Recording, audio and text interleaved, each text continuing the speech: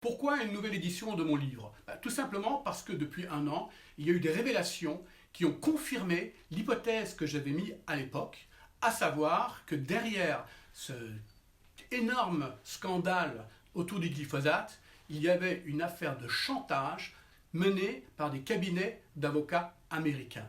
Bref, que c'était une histoire de gros sous, de billets verts, comme je le dis dans le titre.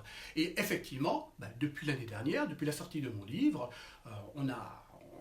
on s'est aperçu que Bayer, la société qui est aujourd'hui détenteur du glyphosate, était prête pour solde de tout compte de sortir son chéquier et de faire un chèque de plus de 10 milliards de dollars aux avocats américains afin de clôturer toutes les plaintes.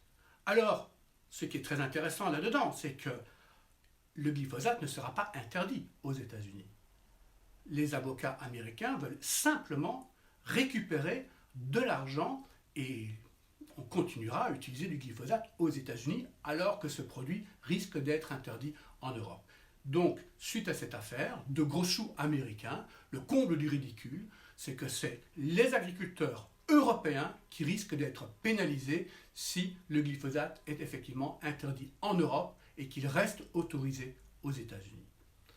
En plus de ça, dans mon livre, je peux révéler aujourd'hui que parmi ces cabinets d'avocats qui ont mené cette affaire, certains ont été depuis condamnés par la justice américaine pour corruption.